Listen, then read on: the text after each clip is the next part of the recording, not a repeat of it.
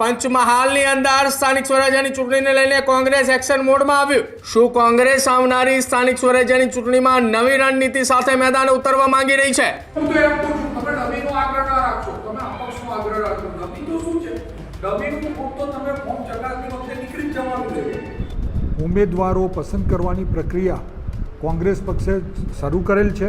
જીતી શકે એવા ઉમેદવારોની આ વખતે અમે પસંદ કરવાનું લક્ષ્ય રાખેલ છે। ગેસના ભાવ આસમાને પહોંચી ગયા છે અને એનો કાળા બજાર થાય છે, જે સરકાર નિયંત્રણ કરી શકતી નથી। આખો વિડીયો જોતા પહેલા હજુ પણ અમારી ચેનલને સબસ્ક્રાઇબ નથી કરી તો યુટ્યુબ પર સબસ્ક્રાઇબ કરો અને ફેસબુક અને ઇન્સ્ટાગ્રામ પર ફોલો કરો।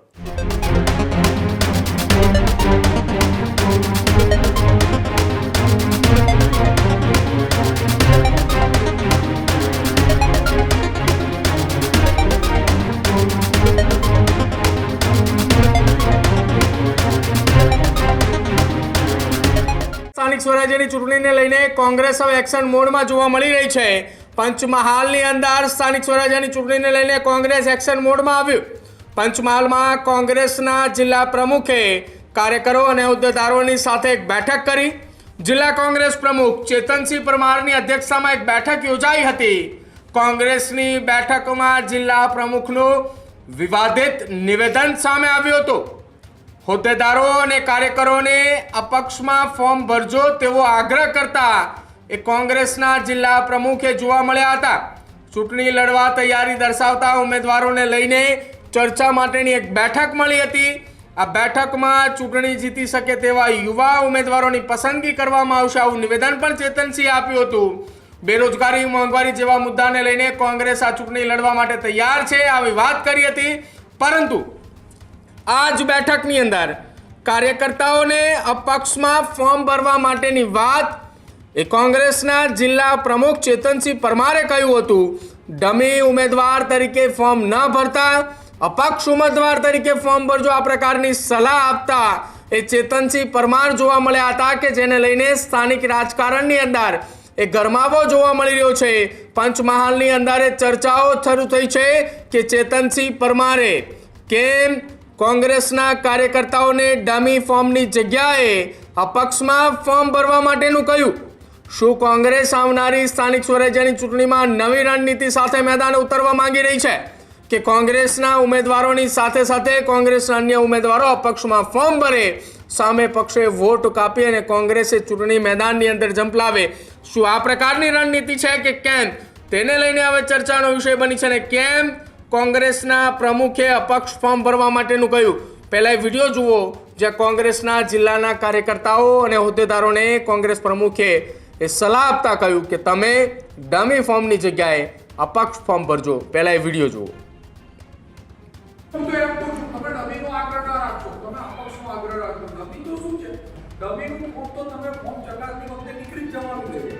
હું તો એમ કહું છું, તમે ડમીનો આગ્રહ ના રાખશો, તમે અપક્ષનો આગ્રહ રાખશો। ડમી તો શું છે? ડમીનું ફોર્મ તો તમે ફોર્મ ચકાસણી વખતે નીકળી જ જવાનું છે। હું તો એમ કહું છું, તમે ડમીનો આગ્રહ ના રાખશો, તમે અપક્ષનો આગ્રહ રાખશો। ડમી તો શું છે? ડમીનું ફોર્મ તો તમે ફોર્મ ચકાસણી વખતે નીકળી જ જવાનું છે। હું તો એમ તો આ હતા કોંગ્રેસના જિલ્લાના પ્રમુખ ચેતનસિંહ પરમાર। તેમણે કહ્યું કે તમે ડમીનો આગ્રહ ન રાખશો, તમે અપક્ષની અંદર ફોર્મ ભરો। ડમીનું ફોર્મ એ તમારું એ ફોર્મ ચકાસણી દરમિયાન નીકળી જ જવાનું છે। અપક્ષનું ફોર્મ તમે ભરો, સામે પક્ષે દબાણ અને પ્રેશર આવશે, ત્યારબાદ શું થશે એ સૌ કોઈને ખબર છે। સ્થાનિક સ્વરાજ્યની ચૂંટણીની અંદર અપક્ષના ફોર્મ, અપક્ષના ઉમેદવાર પણ મહત્વપૂર્ણ ભૂમિકાની અંદર જોવા મળતા હોય છે। ત્યારે ચેતનસિંહ પરમારનું આ નિવેદન હાલ ચર્ચાની અંદર જાગ્યું છે।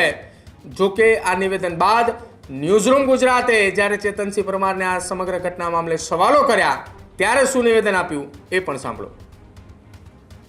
આજ રોજ કાલોલ તાલુકા કોંગ્રેસ સમિતિની એક બેઠક આવનારી જિલ્લા અને તાલુકા પંચાયતની ચૂંટણીઓના ઉપલક્ષમાં રાખવામાં આવેલી અને પક્ષ તરફથી જે સૂચનાઓ આપવામાં આવી છે તે પ્રમાણે ઉમેદવારો પસંદ કરવાની પ્રક્રિયા કોંગ્રેસ પક્ષે શરૂ કરેલ છે।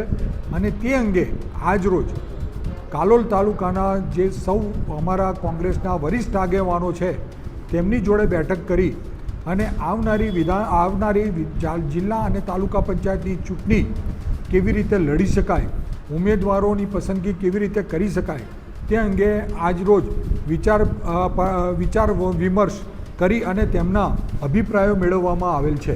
કોંગ્રેસ દ્વારા કેવા ઉમેદવારોની પસંદગી કરવામાં કોંગ્રેસ દ્વારા સક્ષમ જીતી શકે એવા ઉમેદવારોની આ વખતે અમે પસંદ કરવાનું લક્ષ્ય રાખેલ છે. યુવા ચહેરાઓને તક આપવામાં આવશે. હા, અમે જે યુવાનો પણ સક્ષમ હશે તો એમને પણ અમે તક આપીશું. ચૂંટણીમાં કેવા મુદ્દાઓને લઈને તમે લોકો વચ્ચે જશો? ચૂંટણીમાં અમે એક તો બેરોજગારી બહુ મોટો મુદ્દો છે, બેકારી બહુ મોટો મુદ્દો છે, અને સાથોસાથ મોંઘવારી. આપણે જોઈએ છે કે અત્યારે લોકો આ ગેસની લાઈનોમાં લાગ્યા, ગેસ મળતો નથી, ગેસના ભાવ આસમાને પહોંચી ગયા છે અને એનો કાળા બજાર થાય છે, જે સરકાર નિયંત્રણ કરી શકતી નથી. અને ખેડૂતોના પ્રશ્નો છે. આ કાલોલ તાલુકાની અંદર આ વીજ લાઈનો મોટી પાવર ગ્રીડ દ્વારા ઊભી કરવામાં આવી છે અને ખેડૂતોને જે અસહ્ય પારાવાર નુકસાન થઈ રહ્યું છે, આ બધા મુદ્દાઓ લઈને અમે પ્રજા સમક્ષ જવાના છે. આ જ પ્રકારની તમામ અપડેટ જોવા માટે ન્યૂઝરૂમ ગુજરાતને લાઇક, શેર અને સબસ્ક્રાઇબ કરવાનું ભૂલતા નહીં.